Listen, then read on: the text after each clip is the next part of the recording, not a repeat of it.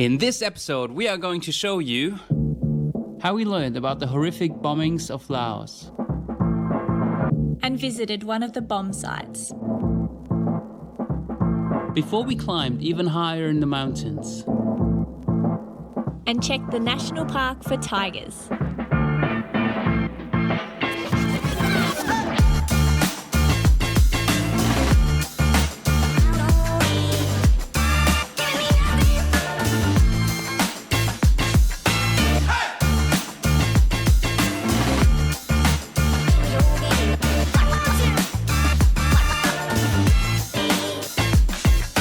Are you ready, baby? Ready. Woohoo! Whoopee! Yay!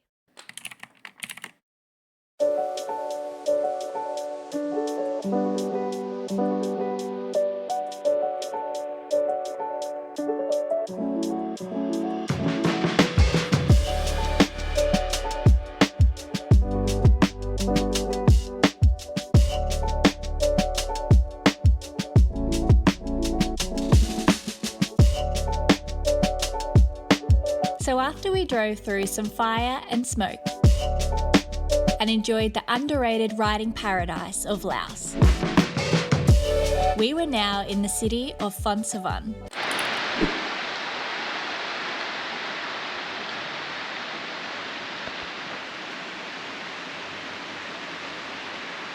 That is a lot of rain. Originally, we had planned for a 2-day stay, but the heavy rain made us stay a little bit longer. So the next day, after we fed the property dogs, Doesn't work, little guy, eh? There you go. Right behind you. That one. we used the time that was given to us and decided to visit one of the MAG UXO museums in the area. We wanted to learn more about the terrible bombings in Laos, as we saw the signs almost everywhere. We've already seen the UXOs at our accommodation. It's kind of like a little accessory that they just put out there. And we're now on our way to the MAG UXO Visitor Information Center to get better informed and just learn about things. Please stay with us here, as we will explain everything while we walk through the museum.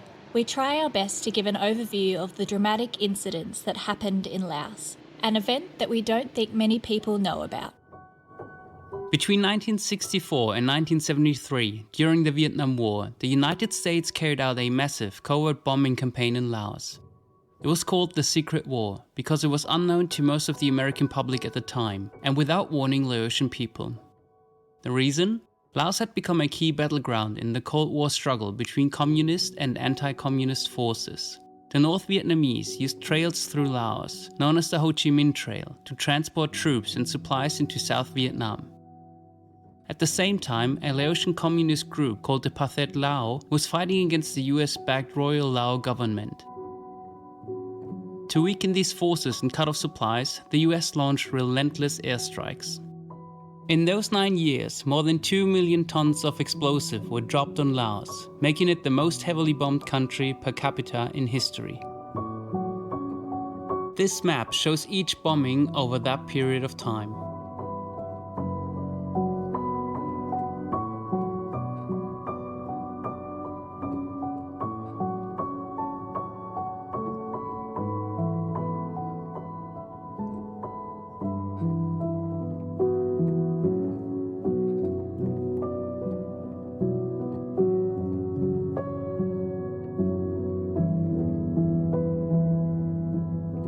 That's a bombing mission every 8 minutes, 24 hours a day, for almost 10 years.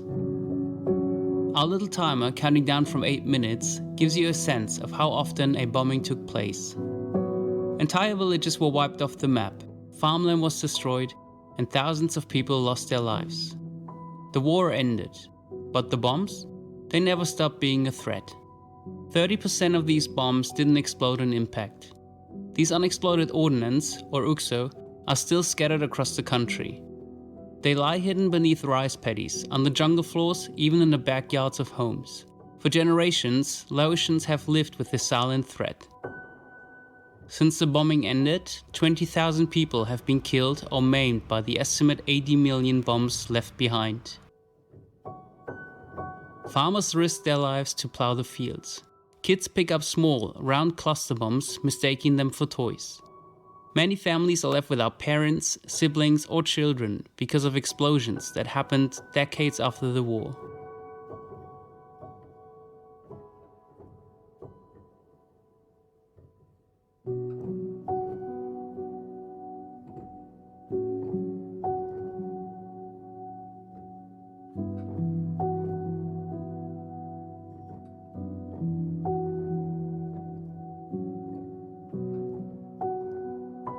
Despite the dangers, life goes on. Organisations like Mines Advisory Group, known as MAG, as well as UXO Lao, work tirelessly to clear the deadly remnants. But at the current pace, it would take over 100 years to remove them all.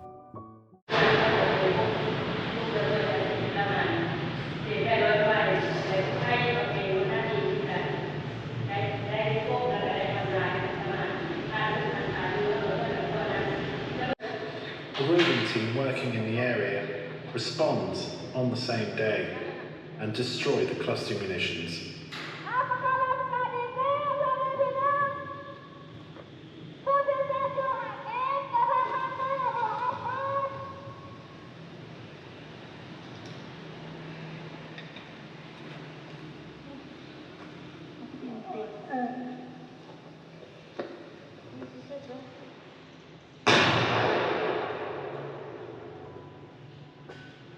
In some communities, people have found ways to adapt. Bomb casings have been turned into boats, fences, and even houses.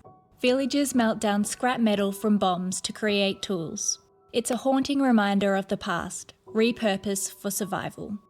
For travellers like us, riding through Laos is an unforgettable experience. When we did our research on how to travel through Laos, one message was very clear.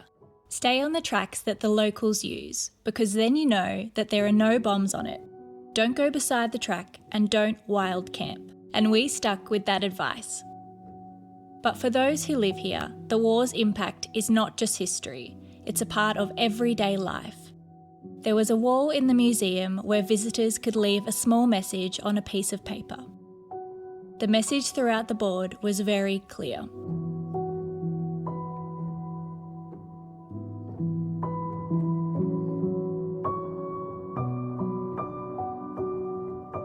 The next day, we went to an actual bombing site to understand the scale of what happened. No words are needed here. We encourage you to let the footage sink in and let it tell the story of how much devastation it caused.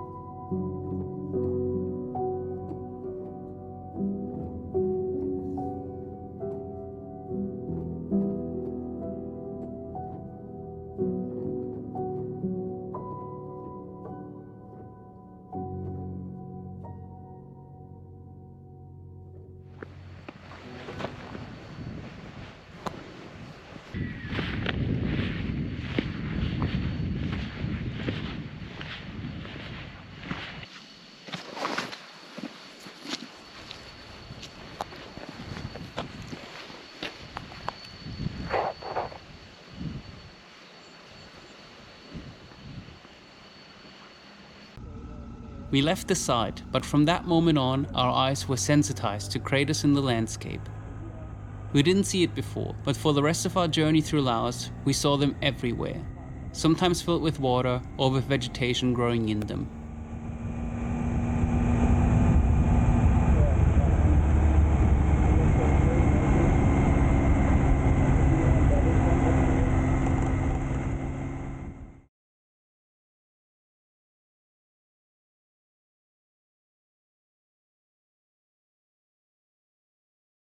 We felt pretty shocked about what we've learned here in Phonsavan, and at the same time we felt very thankful for organizations like MAG that work tirelessly to clear up the land. For the next couple of days we kept talking about it as we made our way further north. Soon we felt hungry and stopped at a roadside restaurant for some lunch. So we've just stopped at this little roadside restaurant. The menu's all in Laos, so he's making two of something. I don't really know what he's making. He just came out with some noodles and he pointed it. I was like, okay, just two of whatever. So we will see what we get.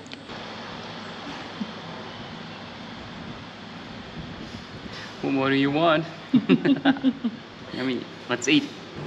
It's really good. Freshly energized, we set off again and drove north into the next little biker's paradise.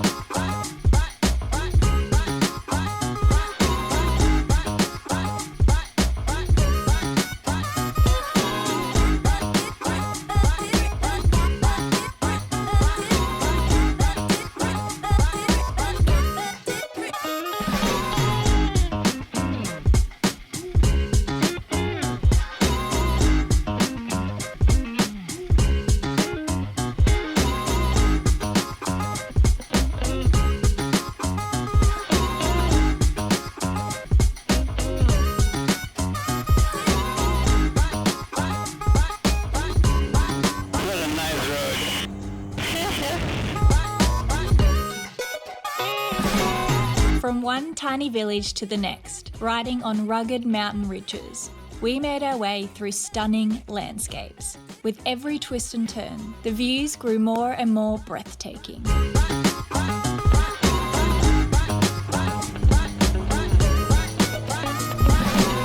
Each village we passed felt like a hidden gem, sitting on the side of the mountain, where life moved at its own peaceful rhythm. The ride was pure magic, remote, raw, absolutely unforgettable, and highly recommended.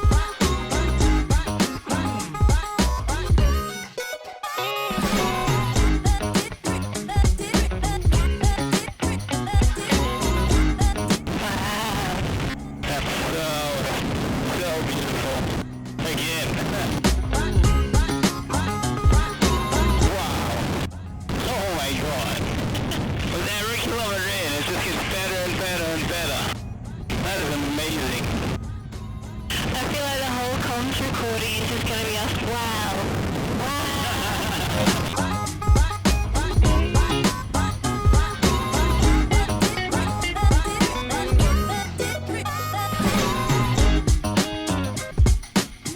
But with our bums hurting quite a bit, we decided to find an overnight stay for the night.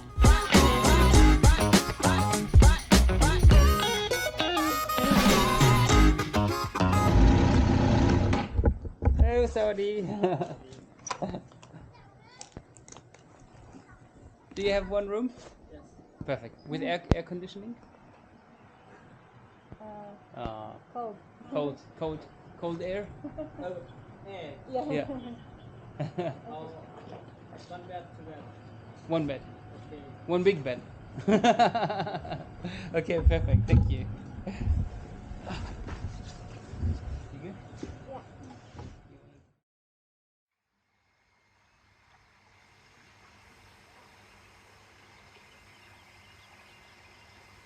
When we opened our eyes in the morning, we were greeted by this sight.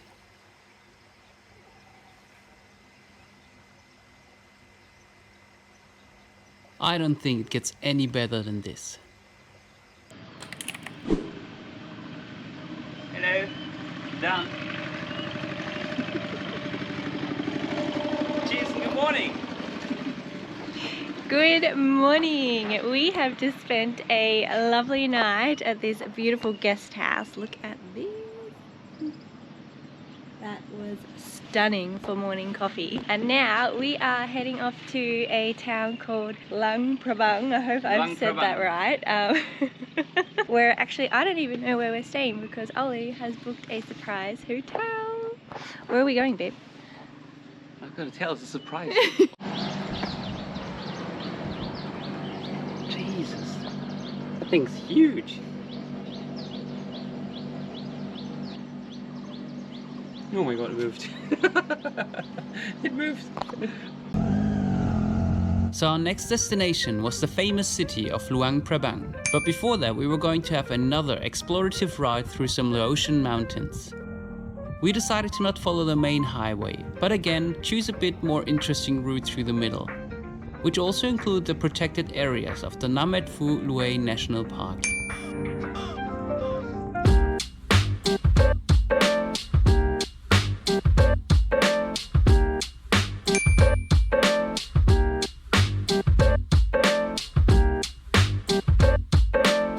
Pretty soon there were signs that we've reached the higher mountains.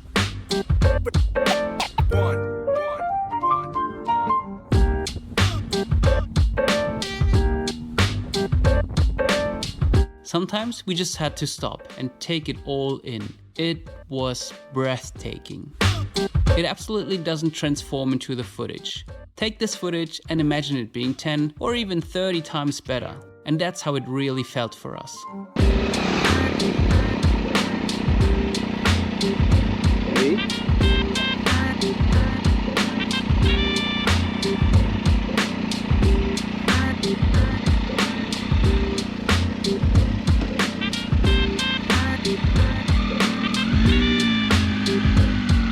And if you remember, Ollie is an expert at recognising tea since Malaysia. And is now also proving himself in Laos. That's tea! I don't know. It looks like a beautiful. We will never know if it really was.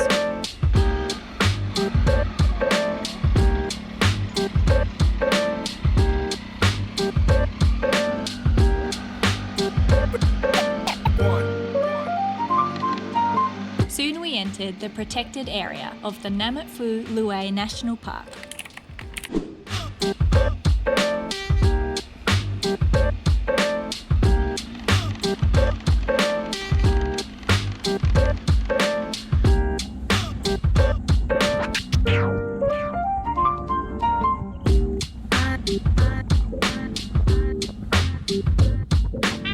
And as we could see on the entry and exit signs of the villages, there were tigers on there.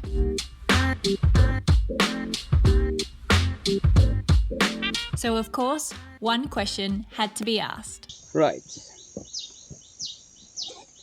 Are there tigers in Laos? Where can I see tigers in Laos? In the Nam-Et-Phou Louey National Protected Area. That's where we are. That is exactly where we are. Perfect spot Well. for a pee. Alright, let's go. Well, it's not only UXOs, it's tigers as well. Woo! One tiger watch. Are you? Why are you looking at me then? No. No. Alright, let's go.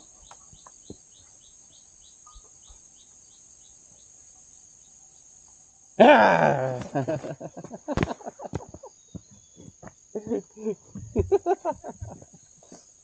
Hey! I'm a tiger. And this is where this episode ends. In the next episode, you will see how we actually saw a tiger in the national park. and off-roaded on a very high mountain ridge. Before we finally reached the famous city of Luang Prabang. And Ollie's surprise accommodation. Oh my god. Look at this.